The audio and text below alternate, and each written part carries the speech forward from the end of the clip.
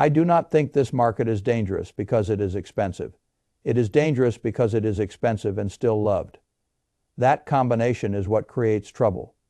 An expensive market can be corrected if investors remain cautious.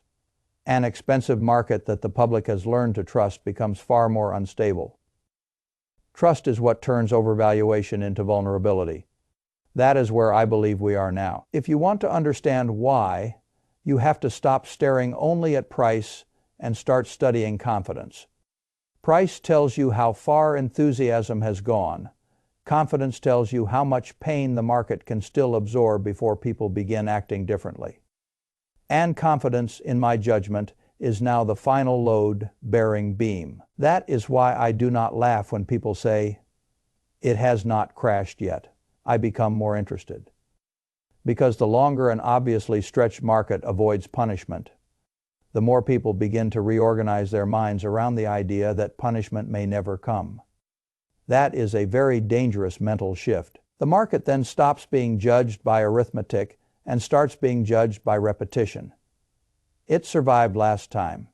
It survived the time before that. It survived inflation. It survived rate hikes. It survived banking stress. It survived layoffs. It survived weak consumer balance sheets.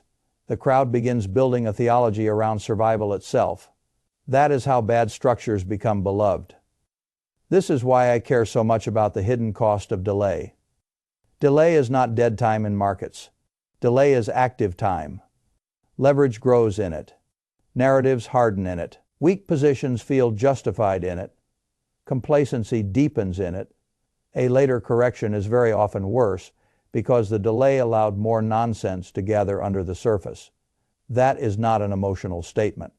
It is simply what usually happens when discipline is repeatedly punished and optimism is repeatedly rewarded. Now let us talk about why the optimism has been rewarded. The public sees one market. I see several forces temporarily agreeing to carry the same structure. The first is valuation amnesia. The second is the political tolerance for massive deficits. The third is the ability of inflation to flatter earnings. The fourth is the public's belief that weak demand is still strong demand, as long as the consumer keeps swiping the card. The fifth is policy faith. None of these things are imaginary. None of them are permanent either.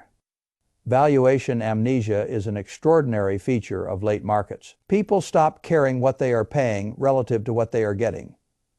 That sounds absurd, but I have seen it happen often.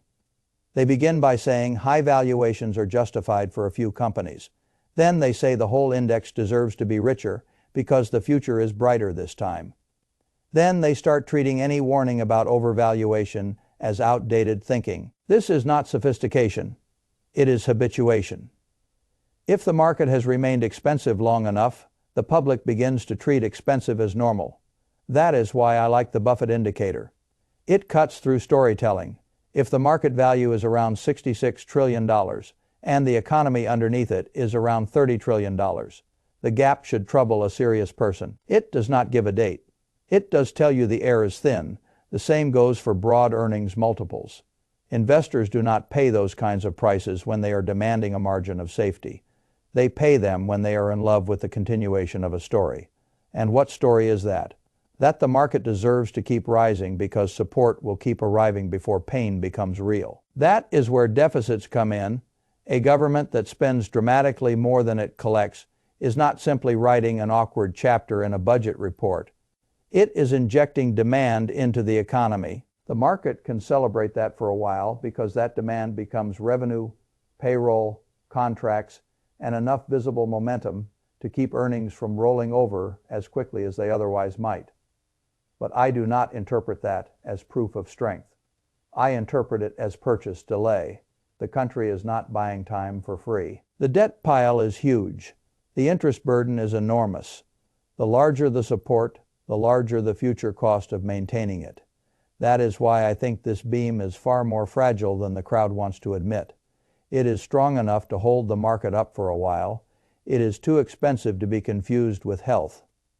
Inflation makes the delay easier to misread. The average person hears inflation and thinks about pain. That is fair. but markets hear inflation and for a while can hear nominal relief. If prices rise, companies can report better nominal revenue. Profits can still look decent enough to support a premium multiple. Wall Street does not always care whether the improvement is rich in real quality. Sometimes all it needs is a number large enough to keep the dream alive for another quarter. This is why inflation is such a deceptive support. It weakens households and props up appearances at the same time.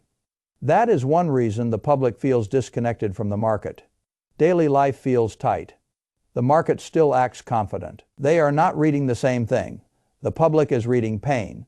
The market is reading headline earnings. And then there is the class effect. If you borrowed cheaply to buy productive assets, inflation may help you more than it hurts you. Your debt gets lighter in real terms. Your assets may stay supported or even appreciate. The worker, by contrast, experiences inflation as higher living costs and delayed wage relief. This split is one reason the market can still look strong while ordinary life feels weaker. The consumer becomes the next support beam. People talk about consumer resilience, as if spending automatically means strength. I think that is too crude to be useful. The real question is what kind of spending this is.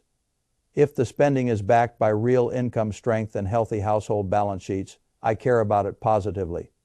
If the spending is being financed by thin savings, rising revolving debt, and a stubborn refusal to lower lifestyle expectations, I do not call that resilience. I call that borrowed normalcy. Borrowed normalcy can keep corporate revenues from collapsing. It can also make the eventual slowdown far uglier because the consumer was not strong. He was stretched. That is a very different foundation. The labor market plays the same trick. Employment remains a lagging comfort signal. People see jobs still standing and infer the economy must still be sturdy enough. Sometimes that is true. Often in late cycles it is not. Often labor just has not caught up yet to the weakness elsewhere.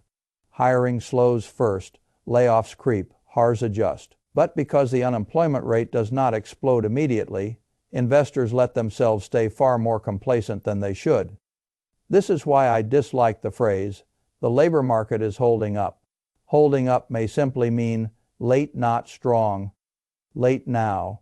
Let us talk about rescue faith, because this may be the most dangerous support of all. The public has been conditioned by previous cycles to believe that when things get painful enough, policymakers will rescue asset prices in one way or another. That belief can stay alive even when the underlying conditions have changed.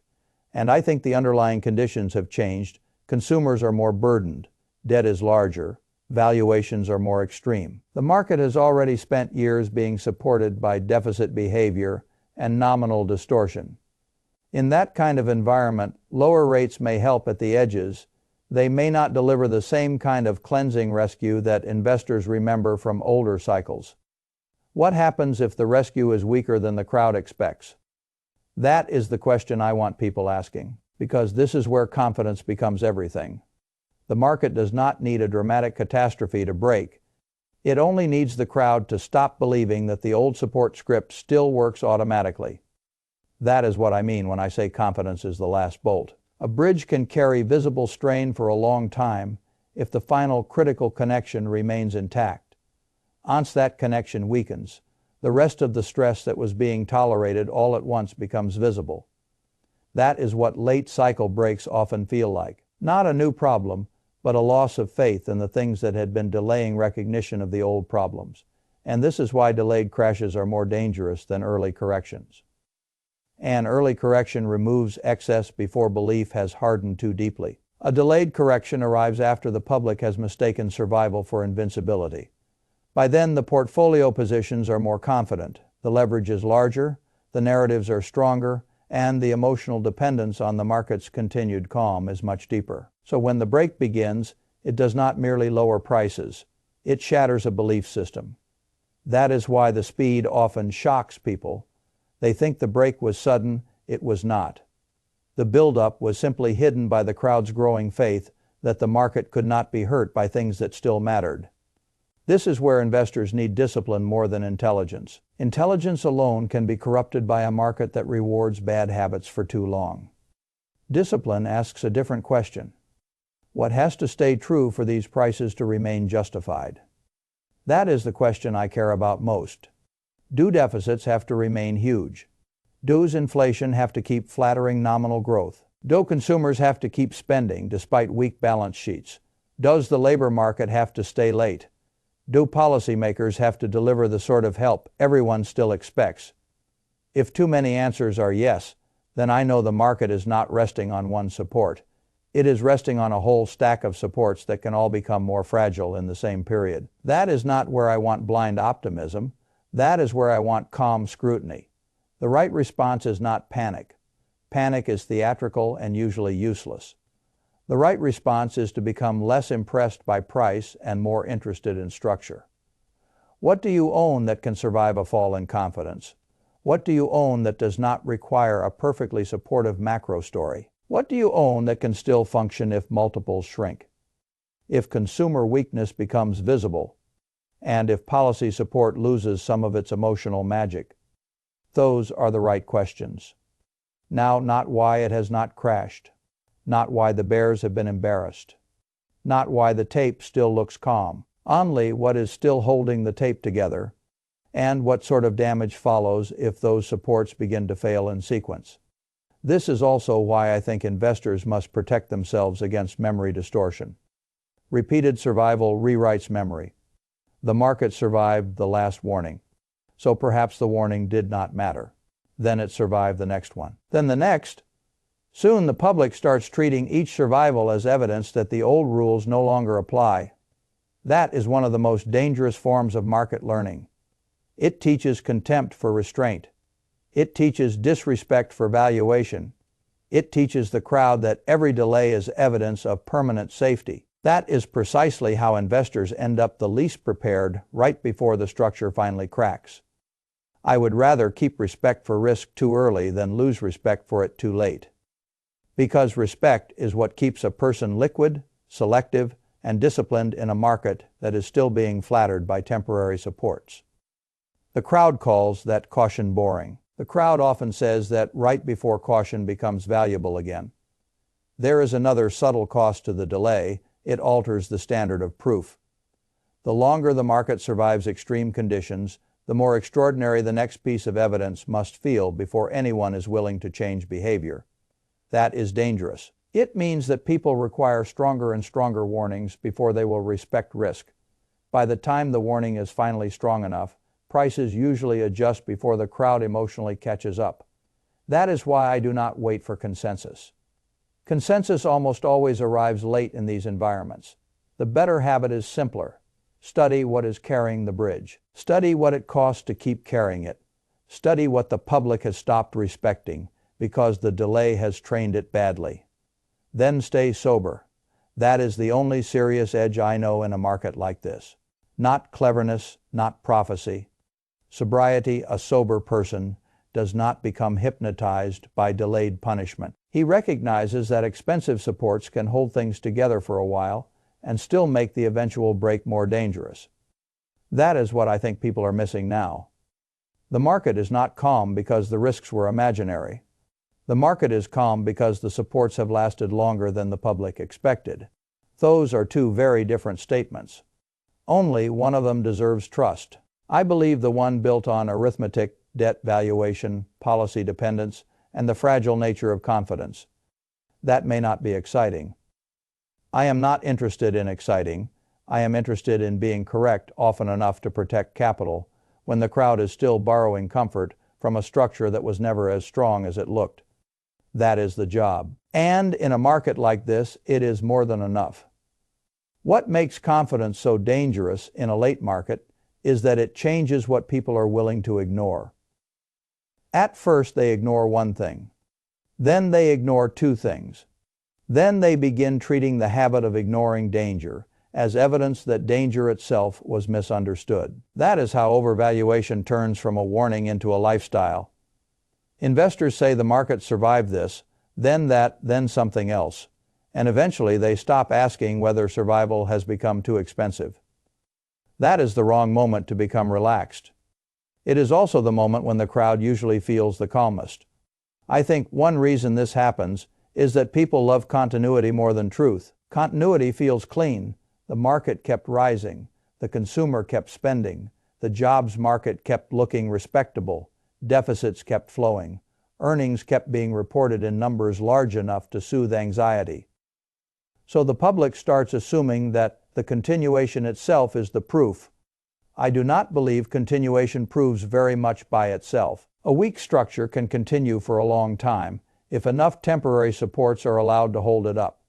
That is why I care more about the quality of the support than about the mere fact of continued motion. A market standing on strong organic growth is one thing. A market standing on deficit support, nominal distortion, debt-fueled consumption, and policy memory is another. Both can only one deserves trust now. I want to say something about price because people often misunderstand what valuation discipline is supposed to do. Valuation discipline is not a theatrical attempt to call every top it. It is a way of measuring how much disappointment a market can still afford. If the multiples are already high and the story's already generous, the answer is usually not much. A lightly valued market can absorb errors.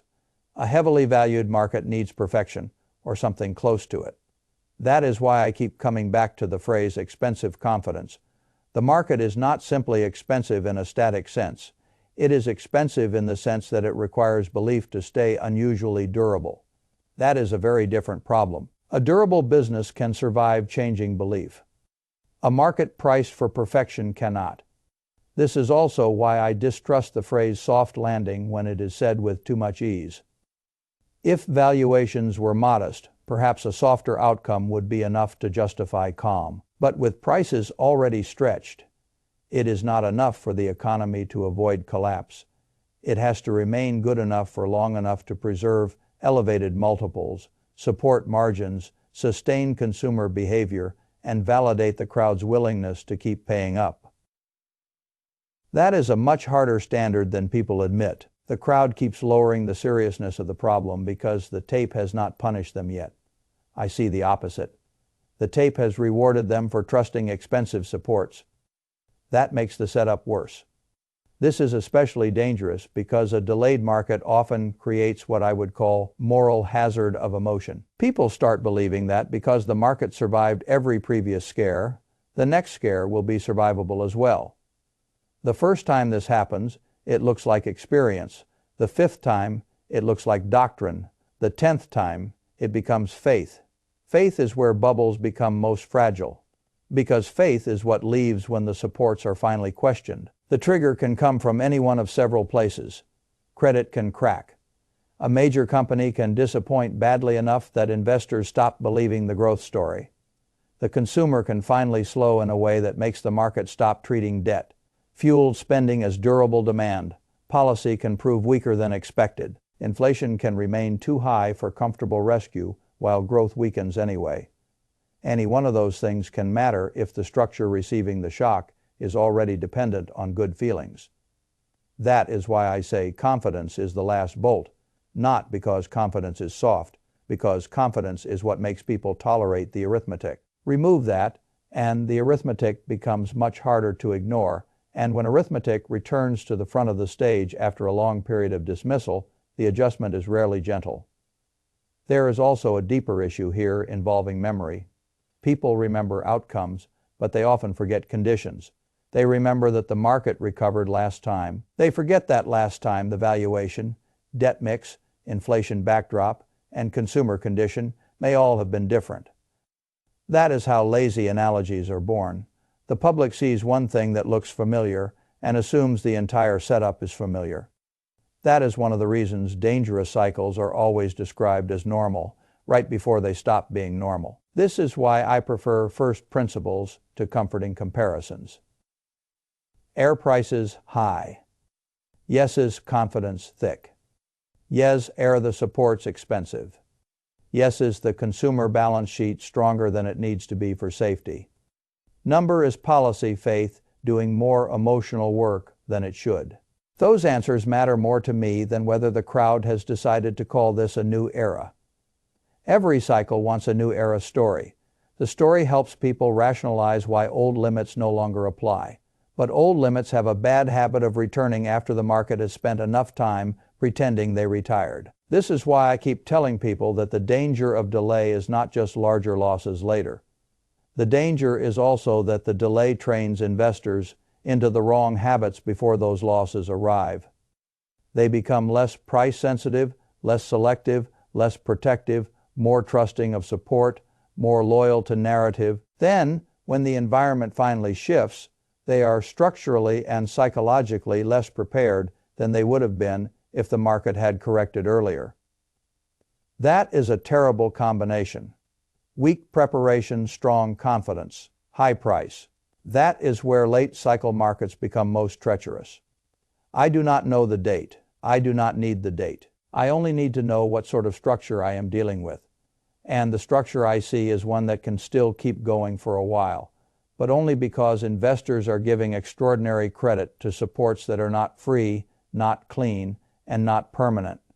That is not the sort of market where I want enthusiasm. That is the sort of market where I want a steady hand, clean thinking, and enough humility to admit that delay has made the danger larger rather than smaller.